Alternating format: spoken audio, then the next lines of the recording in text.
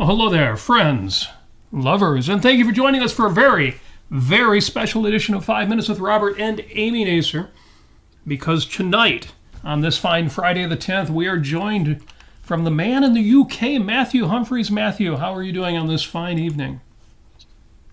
I'm very well, thank you.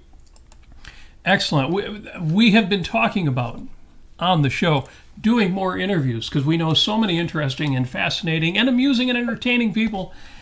And it's time. It's time to make that happen. So we are glad you are here. Folks, some of you, many of you, most of you will already know who Matthew Humphreys is, a United Kingdom UK attorney, as well as co-host on the reality show on the Ayn Rand Centre-UK, participant in the mock trials that occur.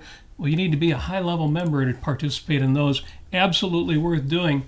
The man who goes up against James Valiant on a regular basis. That's got to be a challenging position to be put in by our Lord and Emperor Rosie Ginsburg. Matthew, thank you. Thank you for joining us. Yes, thank you, Matthew, for being here. Thank you for inviting me on.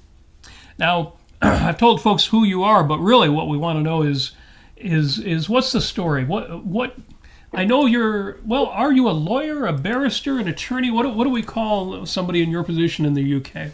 And do you get to wear the powdered wig? I do get to wear a wig in some circumstances. So traditionally in England, the legal profession was split into two different kind of wings. So you had on the one hand solicitors and on the other hand barristers. I say traditionally, to a large extent that is still the case, but from I think around the mid-90s onwards, things started to change slightly because people who had initially qualified as solicitors, and this is the route I took, if they found that they wanted to focus more on advocacy, which would be the barrister's job, actually, standing up and speaking in court, they have been able to undertake an additional qualification and are then known, as I am, as solicitor advocates. And I, as well as doing the work of a solicitor, am now able to go into court essentially on the same terms as a barrister, with a wig and a gown and a special collar, etc. Right. I have to understand this. Is when you wear the wig, is it itchy? and can you move it around and get yourself comfortable, or is that not proper? It's not. Well, thinking back, it may have been slightly itchy the first couple of times, but you kind of get used to it, and they're fitted pretty well. So once you actually get it on before court, you don't usually have too much trouble. Do you need to use powder? No. Barristers or solicitor advocates, you'd always have a prosecutor and a defense advocate. Okay. And do you play one of those roles more often than the other, or are you both prosecuting and defending? I so far have always been defense. Okay. So that must make it especially interesting to go up against James Valiant, who of course was a prosecutor and seems to be pretty good at that. Indeed. Outstanding. Now, looking in the chat, and some of our usual folks are here. Apollo Zeus says something I can't read, and I'm going to guess that, I don't know if you can see the chat, but if having been brought up in Wales, I'm sure you could read that. Yes. It says something like Noswait New Prinhon Dayin. Yeah, I can't even. I can't even. Maybe I'll. Okay. Noswaith neu prynhawn da yn dibynnu ar pa ochr yr Atlantic Wyt pobl. Well, that just rolls right off the tongue for you. Okay, let me translate. Okay. Good evening or good afternoon, depending which side of the Atlantic you are on. Ah, that's my usual line.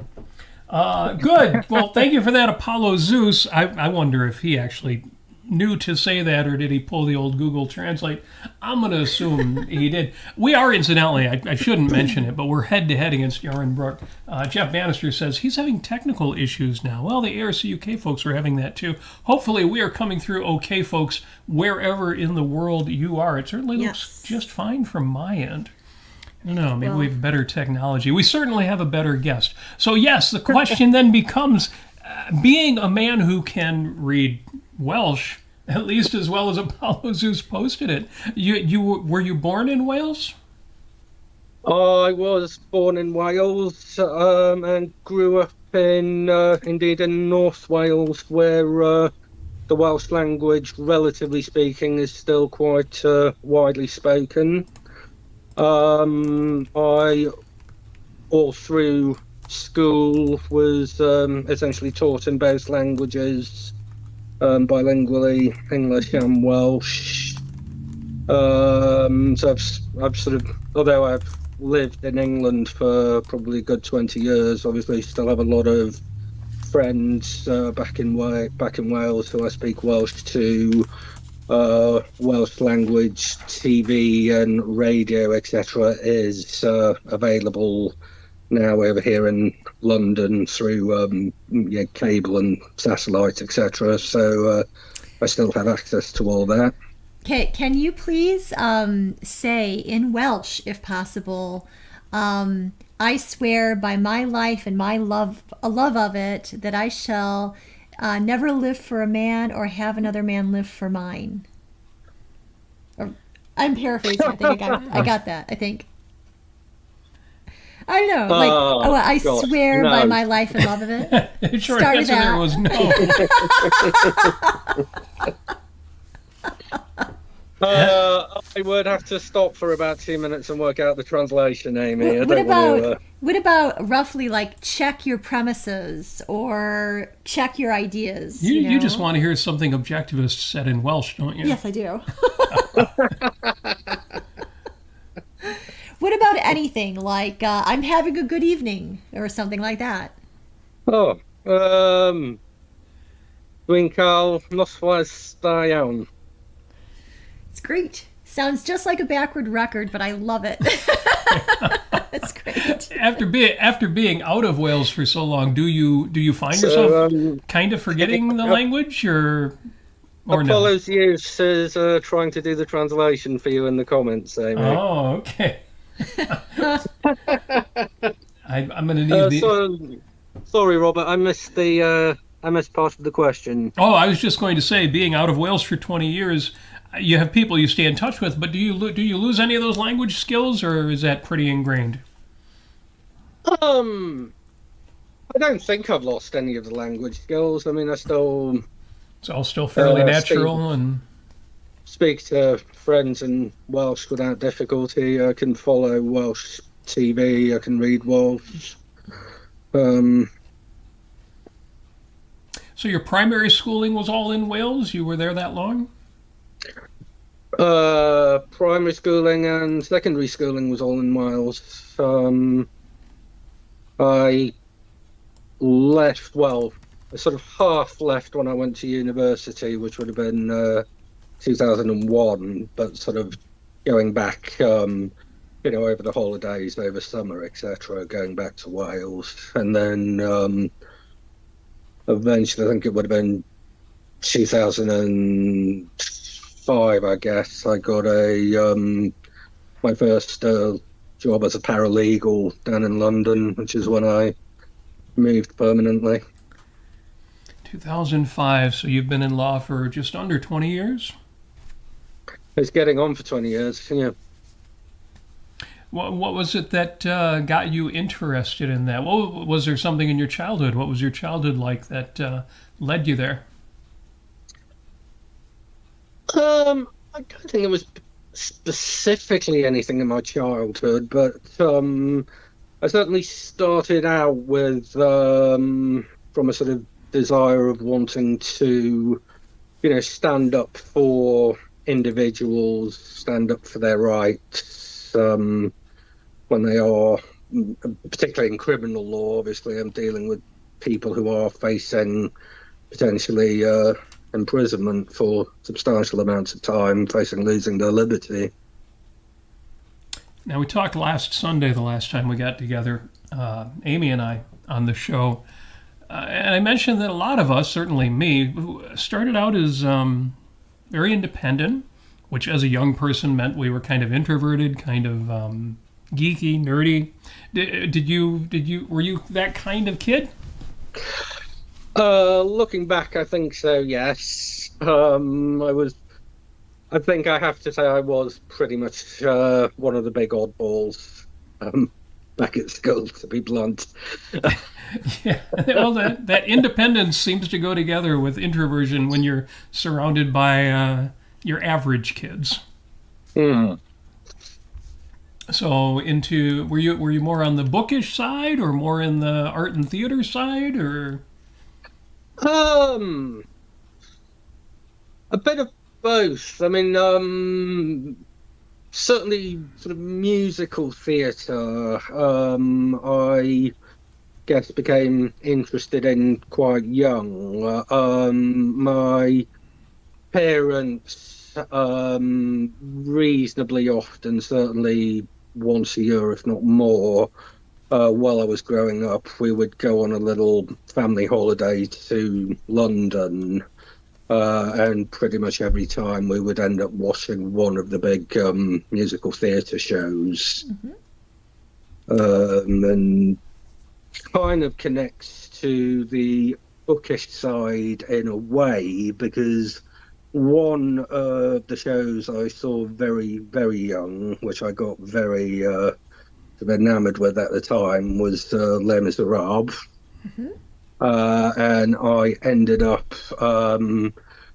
trying, mostly successfully, to read the novel, probably around 12 or 13 years old. So sort of, I think a couple of years before it was actually on the kind of educational curriculum at school. So I was sort of, pitching a couple of years above my age in that sense. heavy reading for the preteen group. Yeah. Well, excellent. That will certainly introduce you to romanticism. The stage is a great place to get that in when you're young. Yeah. Was there a particular song that impressed you as a kid that kind of made you think a little bit deeper about life or question anything in particular? I would have to say I absolutely loved the entire thing from start to finish.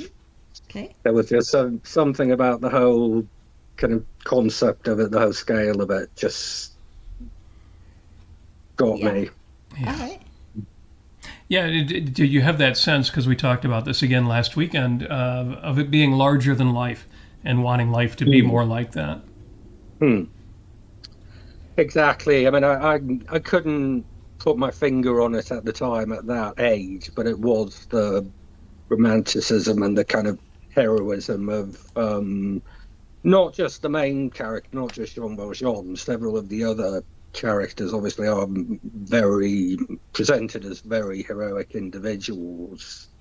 Even to an extent, I would say, even Javert, the police officer, is he's absolutely wrong on a major issue, but he's very dedicated to what he believes to be the good, what he believes to be the right thing to do, and believes he is standing up for the law and pursuing this sort of, as he sees it, this villain who's violated the terms of his parole. Mm-hmm. I love that. I love, because I know that Ayn Rand, for example, read Hugo, and when you look at the characters in her novels, she's been accused of having black and white characters who are either all good or all evil, and yet that's not what you see at all. You see complex characters like Andrei Taganov, or you would think of as Javert, you would think of somebody who, well, on his premises, he has enormous integrity and courage and tenacity, and so I love that that you connected with that as well. Now, how old were you?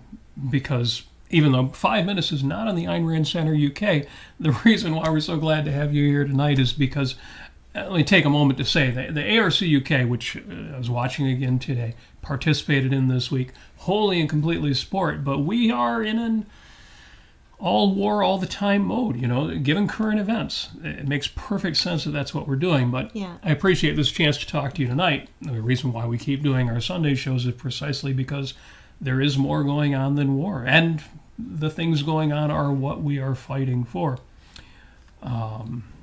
So, with that said, speaking of the Ayn Rand Centre UK, what was your first introduction to Ayn Rand? Were you still young when you first heard that name? Well, the first time I came across the name, and it's a very, very funny story, even before I'd come across Victor Hugo or anything, age 9 or 10, I think, we went off on a family holiday to Florida one summer. Would have been the first time I'd actually ever left the United Kingdom, apart from anything else. And we did, the usual thing when you must go to Florida, go around all the big sort of studio theme parks, etc. And one of the places that is part of Disney World, called the Epcot Centre, Yes. have an exhibition called, I think, American Adventure, if I remember correctly. And part of that exhibit has a series of quotes from various authors put up on the wall. And I take it you've seen this, Robert, or you know what I'm talking about. Yes. And one of those quotes, and I don't know if Walt Disney chose the quotes or what, or why they chose those quotes, but one of those quotes is actually from Ayn Rand, and I discovered many years later is from Howard Rourke's courtroom speech at the end of The Fountainhead. Yep. And something about that quote just stopped me dead in my tracks. Really, for whatever reason, just really resonated with me. Then at the end of the holiday, off we go back to Wales. I go and have a search of the local library at the village, wanting to find this author. And of course, nothing. Oh. And had a search of the school library, and of course, nothing. Then, guess a year or two after that, I would have gone from what we call primary school, which I think you guys call elementary school. I went up to secondary school. And I know for any American viewers, I think over there you have a middle school and then a high school. Or Usually, yes. Secondary school is basically middle school and high school, all kind of in one institution. So I go off to secondary school. It's been a couple of years, but I've still got this quote and this author's name stuck in my mind. So I go and have a search of the secondary school library. No. Still no. No. Now, what years? roughly what year are we talking about here? So at this point we are talking 1993. Okay. Because that's interesting to me, because I remember when I was first getting into these ideas. 1990 was my first conference, and one of the things people said is, Ayn Rand is very popular here in the States, but you'd be surprised how hard it is to find her books overseas. Yes. So I guess that's what you ran into. Yeah. And then a few years after that, it would have been I guess towards the end of the 1990s, by this point, the internet kind of pretty much exploded in the United Kingdom, as in, all of a sudden everybody's getting hooked up, getting online. And finally, I get on an old search engine. It's now defunct. There was an old search engine called Ask Jeeves. I don't know if you guys have heard of that. Yeah. Yes. So I type in Ayn Rand. Finally. Good. Good. Yeah.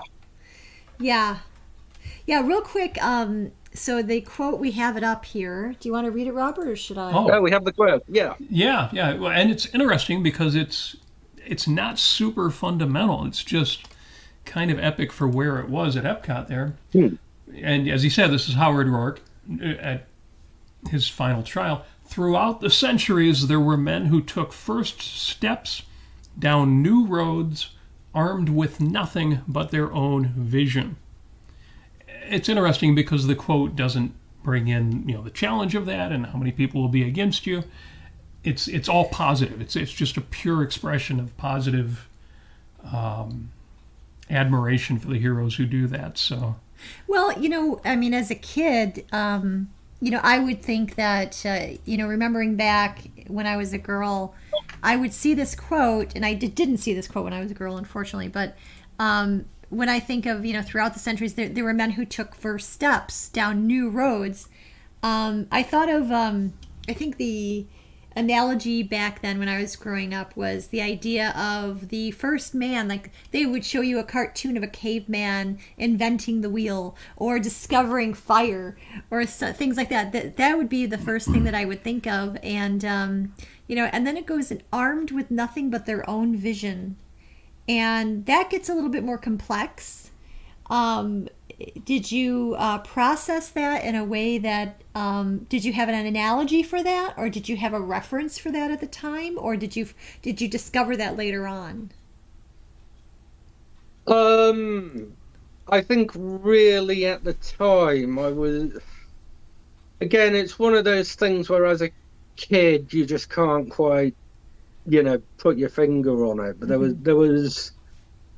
was just something there that it was just such the sort of attitude in that quote. It's just such a contrast with, everything else I had come across as a kid up to that point. There was just something there that I was struck by and responding to. Yeah, were there any heroes that you discovered when you were young that you thought that they were a particular character, a particular historical figure? Like for me, for instance, it was, one of my first was learning about Harriet Tubman, the ex, enslaved person in the South here in America, who ran the Underground Railroad and actually saved the lives of many African American slaves. So who were your heroes from fiction or nonfiction, from real life or from stories?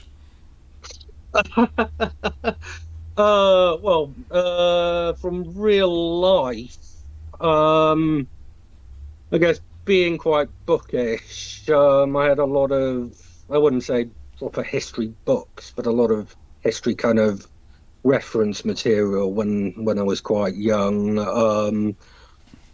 Always was quite taken with Winston Churchill for obvious reasons. What did you like about him when you were a kid, or could you describe that? What I like about him as a kid, just the fact that he was just this sort of stern, determined leader during, this horrendous crisis, without even really understanding the sort of philosophical aspects of Nazism, at that age. Just the fact that, the Brits and their allies were just in such a crisis, and he kind of kept everything together and led everyone through long enough for America to get involved and come and help us, if I can put it in that way. Yeah. It's kind of hard to imagine World War II without Churchill. Mm. Almost even more so than the States in terms of stature, in terms of taking a stand. Yeah, somebody who had the courage to step up and Paulo Zeus like it agrees. is. Yeah. He's in the chat. He says he saved Britain. Well, it's not too much of an overstatement there. And what you find later when, from reading more about Churchill, is there's this whole period in the 1930s where his political career kind of suffered somewhat because he was saying that this kind of appeasement of Hitler just is not going to work. It's the wrong move, and it's going to end up, as it did, being a total disaster. And then, of course, when everything eventually hit the fan, Churchill's the guy everyone turns to lead everyone through the crisis. Yeah, we don't see any parallels to that now, do we? Yeah. So his approach to life really affected you as a kid then, and were there any? Insofar as I understood his approach to life, Yeah. But I mean, it was more just the perception of this great kind of leader who, seemingly against overwhelming odds, managed to keep everything together, keep the country free. Mm-hmm. What about on the fiction side, the romanticism side? Who got you excited as a younger person?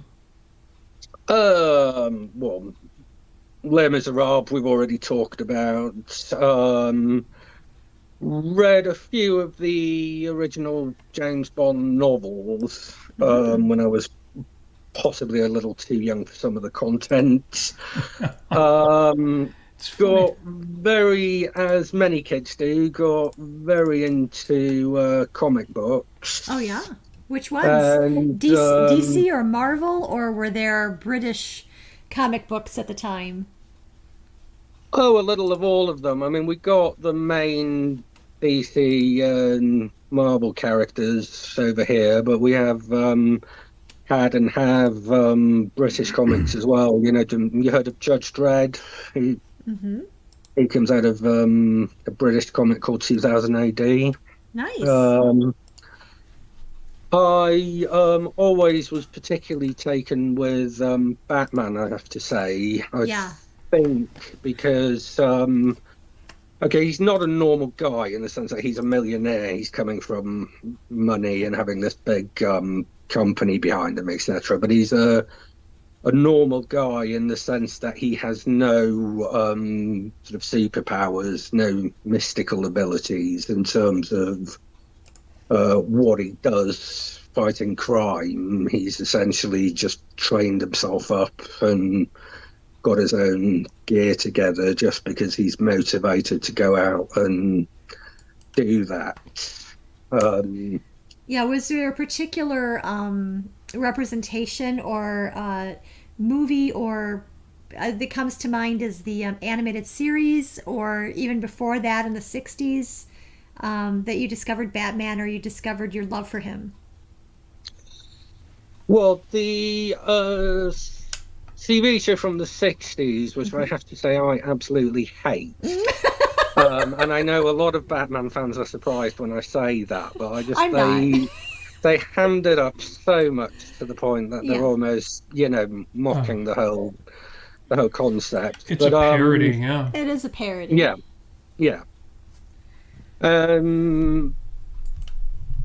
But particularly when I was growing up, Frank Miller, who's quite an influential comic creator, did a very famous Batman story called The Dark Knight Returns, which was so popular. It was it's sometimes described as a graphic novel, which is when you essentially is a very long comic book that's deliberately intended to be published as one long comic book.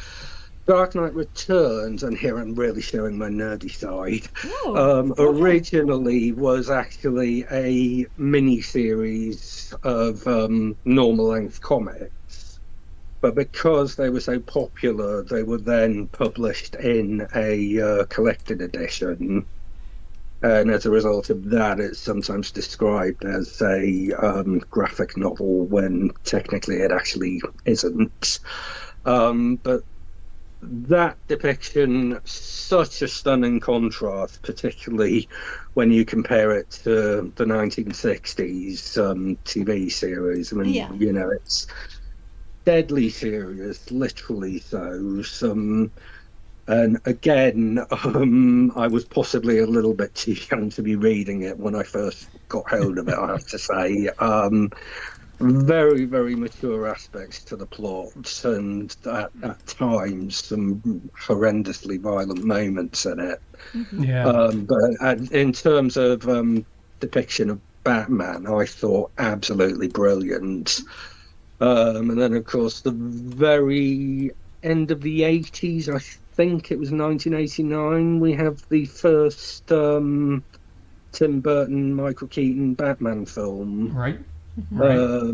Which doesn't adapt Miller in any way, but I think in terms of the general kind of feel of it, I think was probably influenced to some extent by what Frank Miller had been doing. Yeah, well, it was good to see a serious Batman, and I thought Michael Keaton did a great job with it. Christopher Smith in the chat says that was his favorite. It got darker, but it kind of had to if it was going to not be a parody. I don't know, Michael Keaton was almost the gateway drug to the current versions of Batman. Yeah, I have to say, I'm going to put my 2 cents in for Batman and the animated series. Oh, right. I know you were a fan of that. A big fan of the animated series, and stylistically, it was very clean. It wasn't terribly dark, but it was serious. It took ideas and values seriously. It took Batman, Bruce Wayne, as a serious character, and it wasn't. Even though it was a cartoon, it wasn't cartoonish at all. And yeah. You know, that was another good step of getting us away from Adam West and so goofy. Now, I was a little kid when that was out, so I actually enjoyed it, but I didn't take it as superheroes. You know, that's why Michael Keaton was the first one to kind of salvage Batman for me. It's funny you mentioned reading 007 novels at probably too young an age. At the time, I didn't even know that Ian Fleming wrote Chitty Chitty Bang Bang, for example. So he did have things that were a little more appropriate for children. 007 was pretty intense, but a great hero, despite his mixed character.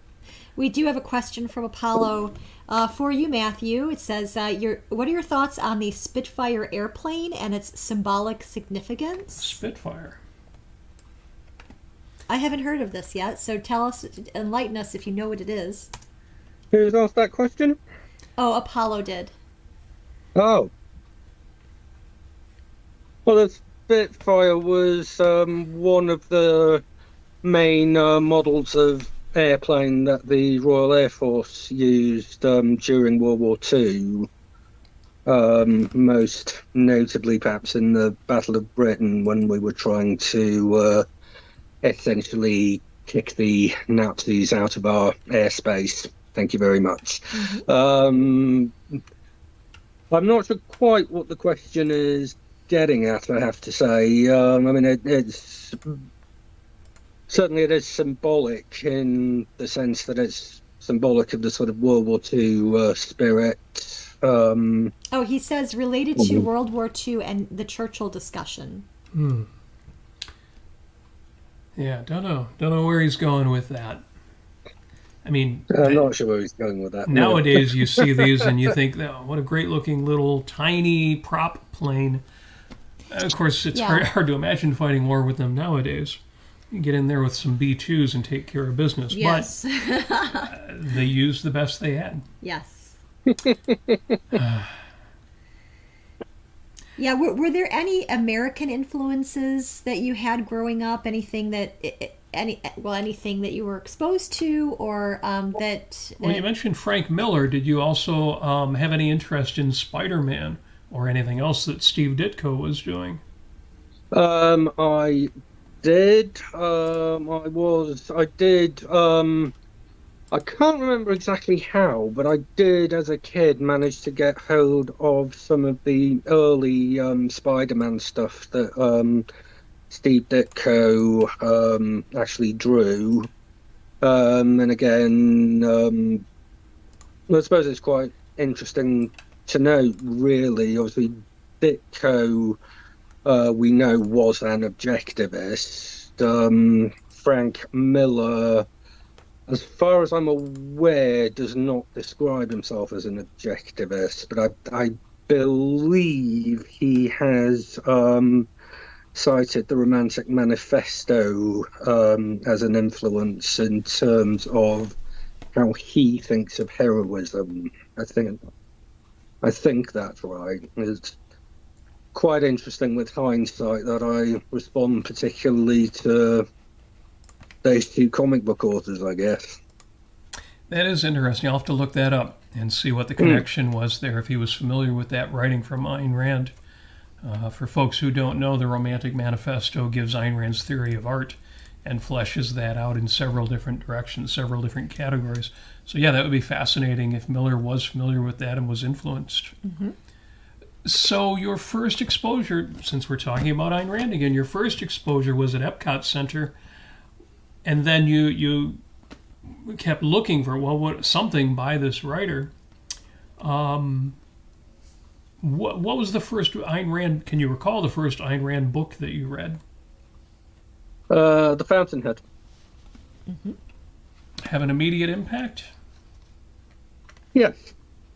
I mean, imagine my joy getting to the courtroom speech at the end and finally, this bloody quote that I've had at the back of my head for 10 years, or near enough 10 years by that point. Finally, I understand the context. Excellent. The Fountainhead was the first one for me, too. Christopher Smith in the chat says, Atlas Shrugged for me equaled reality. Atlas Shrugged. You guys should have started with the Fountainhead. Best book ever written. I think I'm along with Andrew Bernstein on that. He says Atlas Shrugged is the greatest novel ever written, but the Fountainhead's my favorite. So, so did that have an immediate philosophical impact on you, or just a lot of inspiration? Because the first time I read it, I knew I wanted my life to be more like that, but it wasn't until I reread it a good 7-8 years later that it hit me philosophically. Did the ideas really hit hard for you, or was it more about the story? A little of both, I guess. Looking back, I guess I read it at a point where I was going through somewhat of a difficult time, shall we say, as many teenagers unfortunately do. Yes. And perhaps found it just at the right time, if I can put it in that way. And this very different, very positive vision of life, and being able to accomplish your dreams, even if it's extremely difficult to actually get there. Yeah, that's certainly something that was on my mind recently about the Fountainhead, which I do need to read again for the, probably 25th time. It's just that, Howard Roark, he was willing to put himself in the quarry to keep his mind and his soul free from that kind of inner conflict that comes when people compromise. He wouldn't compromise. He knew what he wanted. He knew his values. He knew what he liked to do. And he was willing to work for what he wanted. And that really impressed me. And that really kind of helped me integrate some of my own childhood heroes that included Debbie Allen of Fame. I don't know if you are familiar with the TV show Fame or the movie with Debbie Allen. I've seen I assume you mean the original Fame movie in Yeah. the 80s. Yeah, I've seen that. I've also seen a sort of, there was essentially an updated movie done, Oh yeah. I guess, probably five years or so Oh, ago. yeah. I don't think I've actually seen that yet, but Uh-huh. We'll have to do that. but yeah, I mean, it's I was your because I thought to myself, can anybody identify a quote that they've held on since early childhood, that they kept with, and my quote that I already knew, it was the character that Debbie Allen played in Fame, which is, "You've got big dreams, you want fame. Well, fame costs, and right here is where you're going to pay for it in sweat." And that always appealed to me.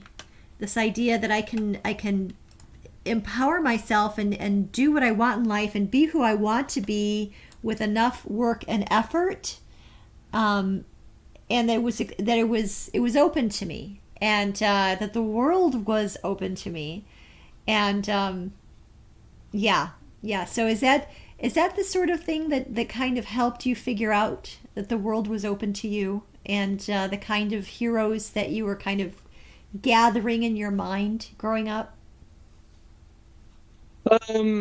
Yes, and I mean, as you know, as I read more of Rand, a lot of these things from my childhood, everything kind of started to click in a way. A lot of these things that I had responded to, Les Miserables, and when I learnt of the connection with Objectivism, the sort of comics by particularly Ditko and Miller, and I think actually in the Romantic Manifesto she also talks about the James Bond novels as an example of I think she has this phrase, bootleg romanticism, Yes. if I remember correctly, and she talks about James Bond and various sort of detective novels and that kind of material.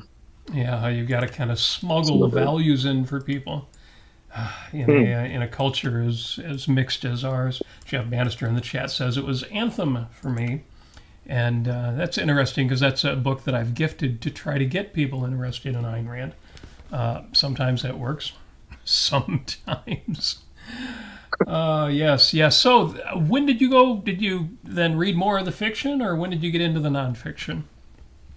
And how old are we at this point? Is this secondary school, or are we at university now? So at this point, I'm on the cusp of university. I'd done The Fountainhead. I then read Atlas. Okay. After that, I guess because I had found Ayn Rand on the internet rather than from any sort of sensible source, Uh-oh. I I kind of went off on a tangent with some other libertarian authors because the sources I discovered on the internet, and you'll be aware of this problem, were kind of associating Ayn Rand with libertarianism. Sure. And these other writers that it turns out she didn't actually particularly agree with. Common part of that journey.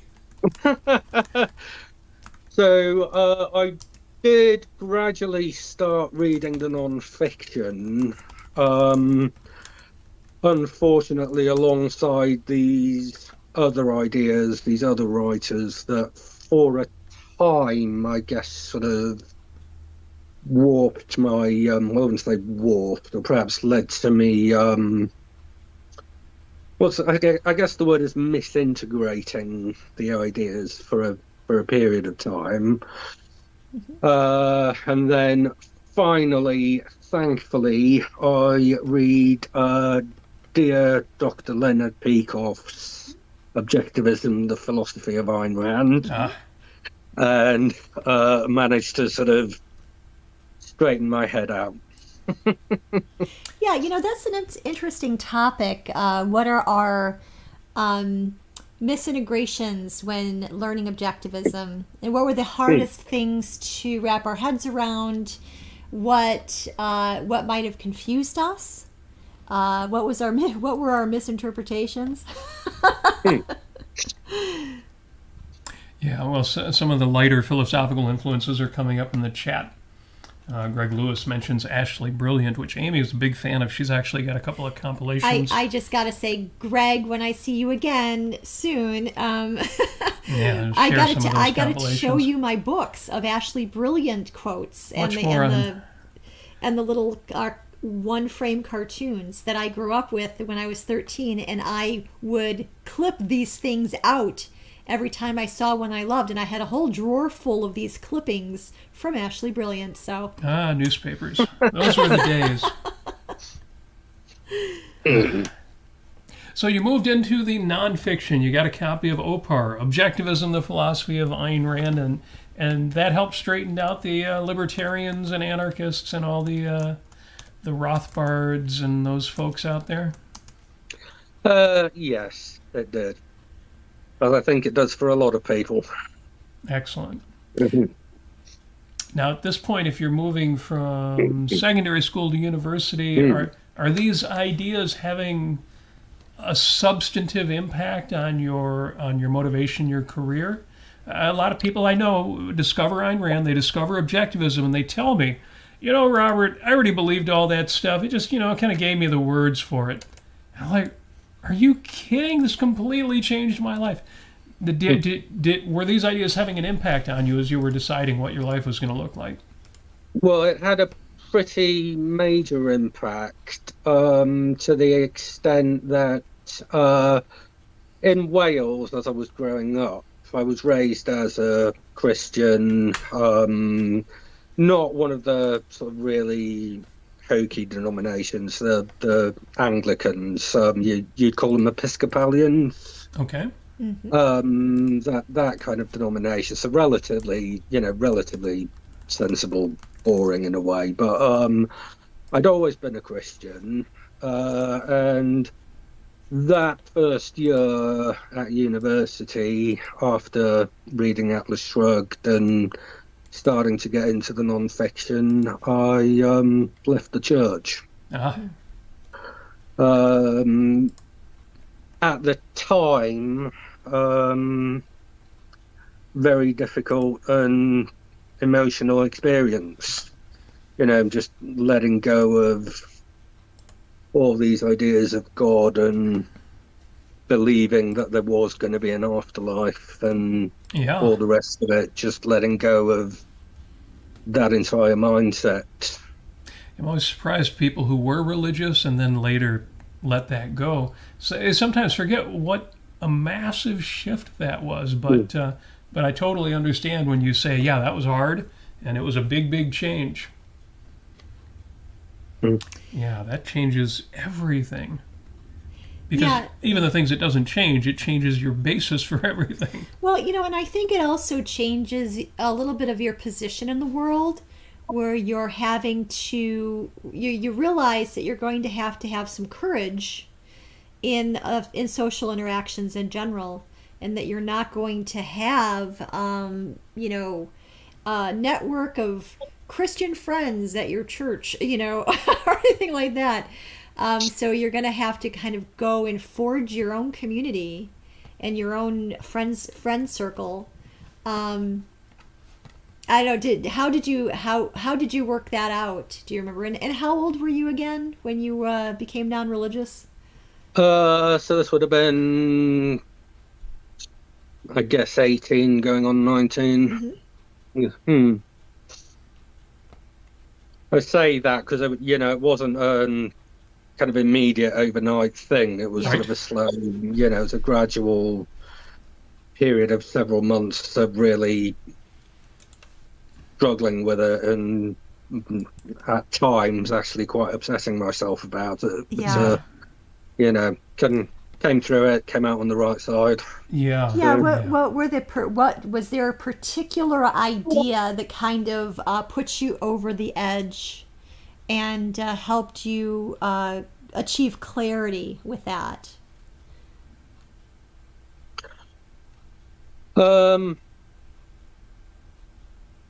I guess it boils down to A is A, doesn't it?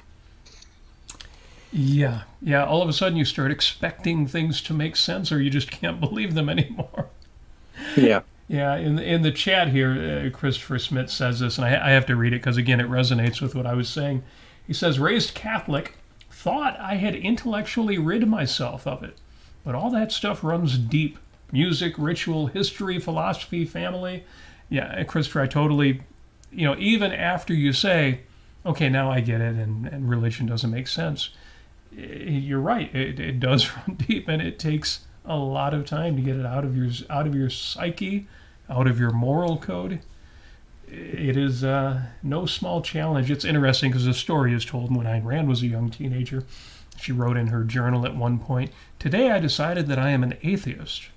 And it makes it sound very simple, but I wonder if she also had some of that spiritual indigestion that a lot of us had. Yeah, no, I think she did, but also her family, they weren't particularly religious. I think her mother was, but her father was not. Right. And I think one time, I think she had a test. She tested it out.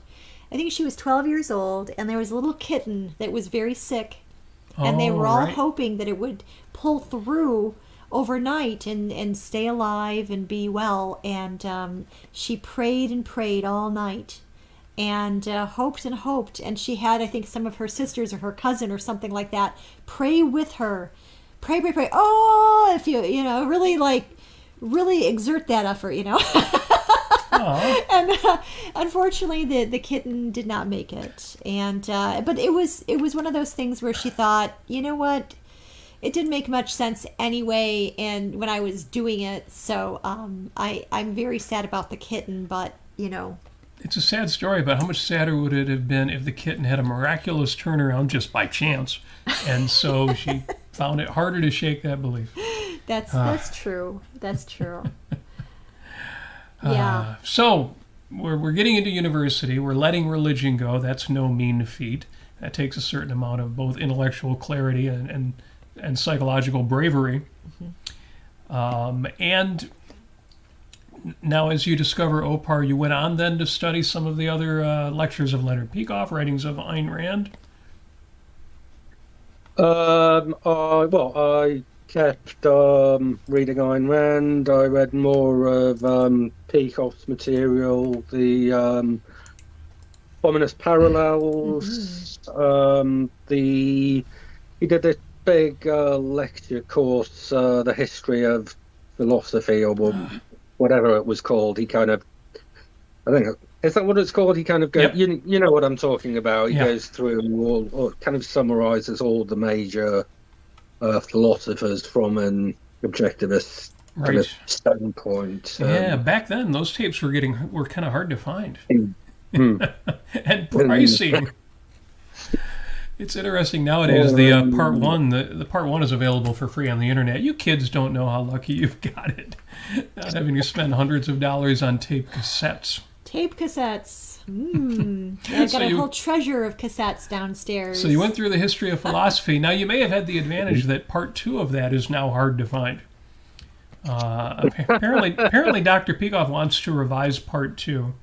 And so they haven't released it freely on the internet. So if you caught both parts, you had an advantage there. Now, how long at university does it take for you to decide on law? For you to decide that the legal profession will be your profession? Oh, I'd already decided on law before I started at university. And how many years of school does that take in the UK? So your bachelor's degree at university is 3 years. If you have done what is classed as a qualifying law degree, which means you have covered a number of core modules as part of the degree you've done, you then can go straight to or certainly this is how it was at the time when I did it, you then could go straight to either the bar training course if you wanted to go to the bar, or what we call the legal practice course if you were going to go the solicitor route. If you had not done a qualifying law degree, so say you'd done a degree in a completely different subject, or you've done a sort of mixed degree, you've done some law but you haven't done all of the right modules, there was a slightly different way of doing it. You had to then essentially do an extra year, because there was a course that literally just covered all of the key core stuff that they needed you to do, and then from there you would go to either the bar course or the legal practice course. Sounds more efficient than in the States. So how old were you, if you don't mind me asking, when you finished with school?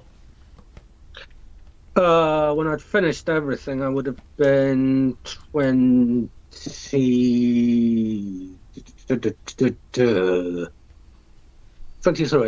23, so still young and done. Wow, Nice. that's a lot. I think that's a faster track, I think, than some people in the States in our law system.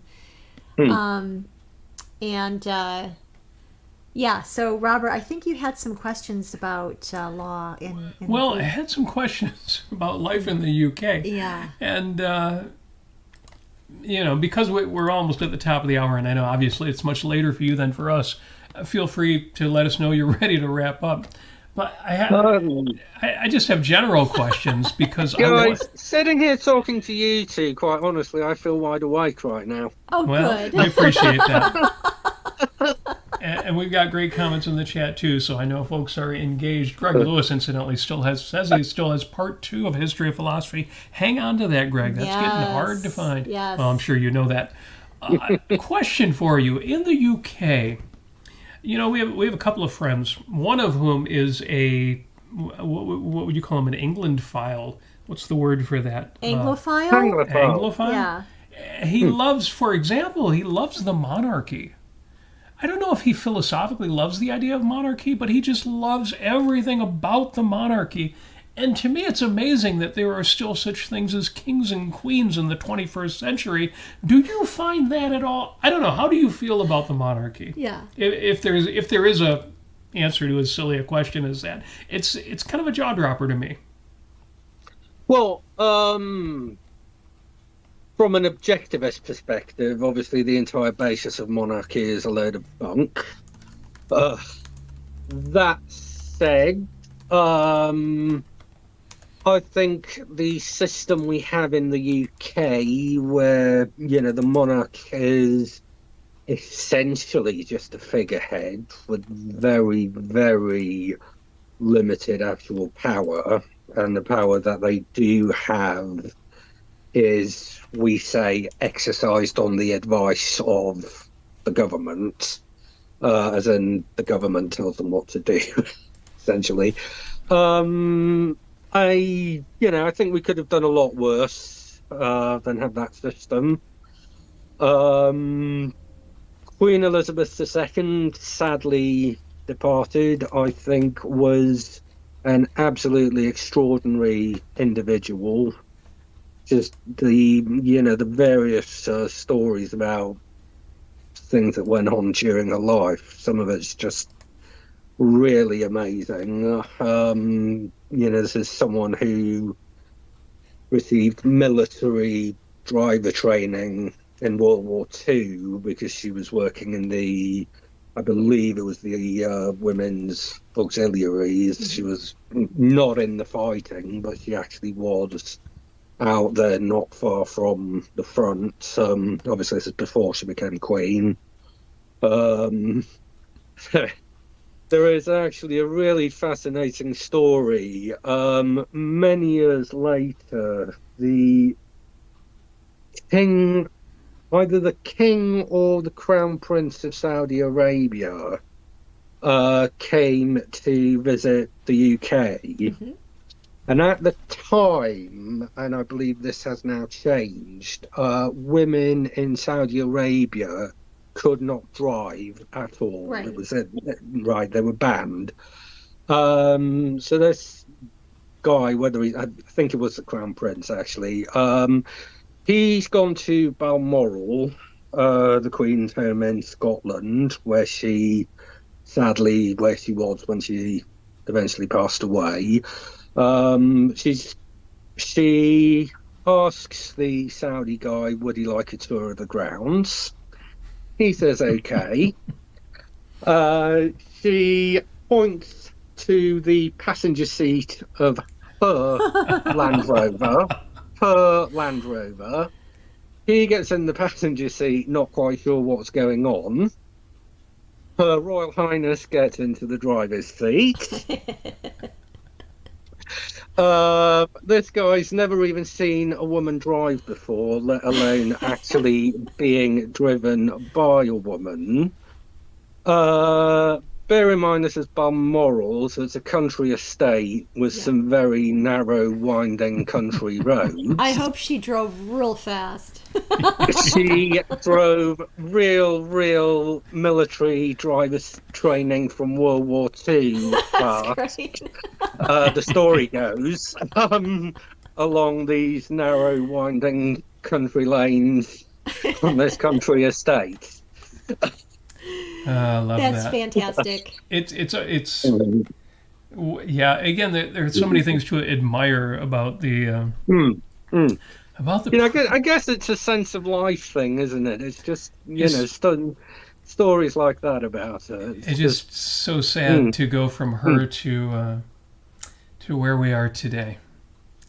But I always wonder about that we still have monarchy, and at the same time, it seems so tied to the idea of Western civilization and upholding a certain cultural dignity, and I can see why people hang on to that. But what about free speech? You have no First Amendment. Europe doesn't have a First Amendment, and in the States, I know it sounds silly to say that. What are you talking about? That's like a U.S. Constitution thing, right? But here, it's just taken for granted. Of course, a civilized country also has a First Amendment. And not just freedom of speech, but freedom of religion. The idea of having a C of E, a state church is kind of a jaw-dropper, too. Do you wish that the UK had a First Amendment? Because it seems like some of the things that people have been persecuted for recently, it's kind of overdue there. What do you think? Well, if it was up to me, certainly we would have a something equivalent to the First Amendment, some sort of guarantee, some sort of protection for freedom of speech. Absolutely. The established church, I have to say, that doesn't bug me too much because we have, de facto, we have freedom of religion. You know, although you are correct, it is in England, it is the established church. So kind of like the monarchy, you don't have to take it that seriously. No. Just enjoy it for its nice music and beautiful windows. Exactly. Enjoy the windows, enjoy the music, enjoy the ceremony. Excellent. English breakfast, yes or no? Yes. Yes. Including the beans and the blood pudding and... Oh, definitely. Absolutely. Further proof that if you're immersed in a culture, you can get used to anything. You cannot have English breakfast without the black pudding. Oh, excellent. Yeah. Well, I've got a quick game to play here to wrap up. So, okay. What do we got here? So, Matthew, I have a list of the Welshest words on the planet. And what I'm going to do is I'm going to try to pronounce them, and then I'm going to try, and you're going to try to understand what I'm saying. Okay? Can you recognize it if Amy tries to speak Welsh? This will be interesting. Are you up for it, Matthew? It seems backwards. It seems like Matthew should be telling us these, and then we should be figuring out what he's saying. But maybe this will go better. We'll see. I'm not entirely sure how this works, but okay, let's just do it and see where it goes. All right. Well, it looks like the first one on your list looks pretty easy. See if you can tell what Amy's trying to say here. Okay. All right. I'm going to say the first one here. Shumai. Shumai. Yeah. Shumai. What does this mean? What does that mean? That means how are you? All right. Very That good. that is sort of Southern Welsh. There's a slightly different dialect. I grew up in North Wales. All right. South Wales. They're pretty much mutual. Well, they are mutually intelligible, but there are sort of some. There's some subtle differences. Yeah. See, I would never say "shumai" to a Welsh person because they might answer it, and I would have. They would completely lose me with the answer. I'm sure. You don't want to imply that you know the language when you don't. So be careful with questions. So how do you say it again? Shumai? Like that. Okay. All right. And the next one here. Croeso I Gymru. Oh, well done. Welcome to Wales. Did I actually say that right? Repeat. Near enough, yeah. Near enough that he knew what you were saying. How do you say it? Repeat, please. Croeso I Gymru. That was pretty good. Croeso I Gymru. Okay. Not bad. Very good. Try another one. Try another one. All right. Let's see. How about Dros ben the Elstree? Estree. Estree. Say go again. Dros ben Philestri. Oh, Dros ben Thestri. Okay, Dros ben Thestri. Yeah, there you go.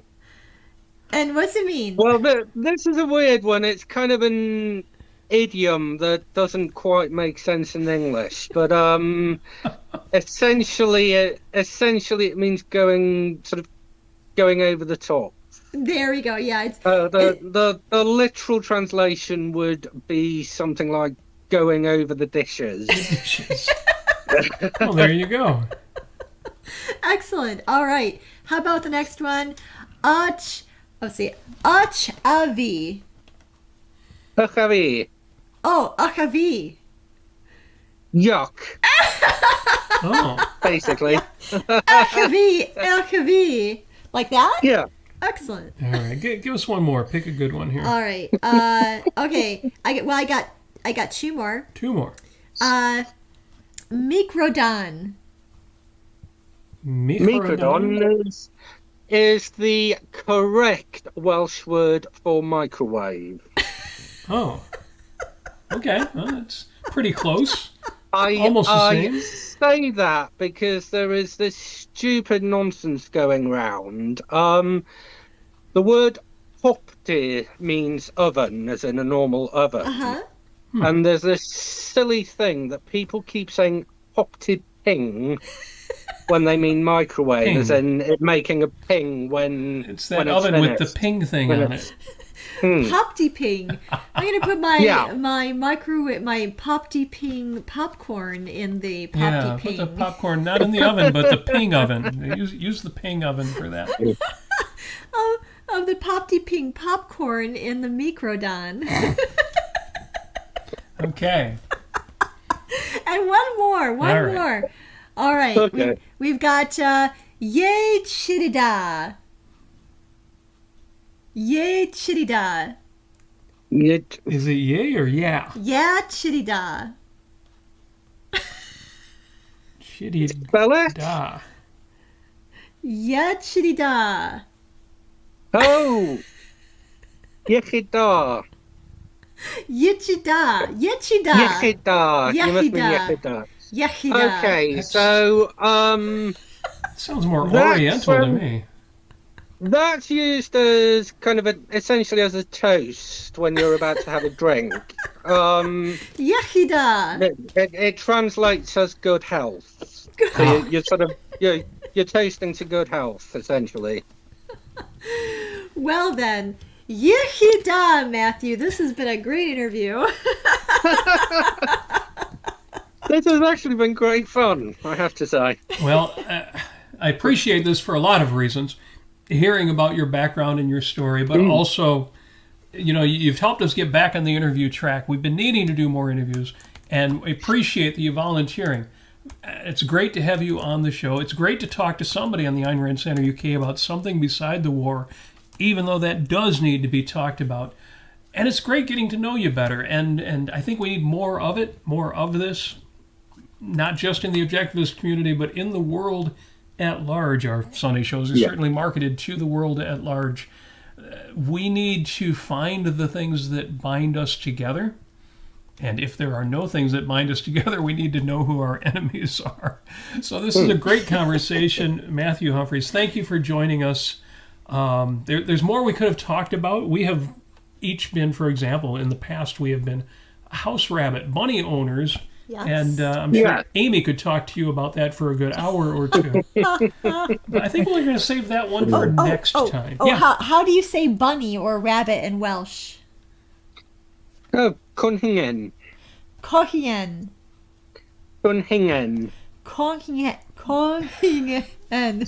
You got to be careful with that because somebody in the chat is going to bring up Welsh rabbit. So no. We will leave that there, Matthew. Thank you very much. Thank you for joining us. Folks, thank you for listening. I appreciate all the activity in the chat. I know we were up against the great Yaron Brook, but you can listen to him anytime. Whereas here you get to listen live. And being live, your chat, your comments, your questions have been especially well appreciated. We will do this again. We're going to make these interviews a regular thing. This may well be one of the best. Thank you, Matthew. Thank you for your time. And we'll see you on the ARC UK. Good to know you, Matthew. Thank you for having me on. Good night, everybody.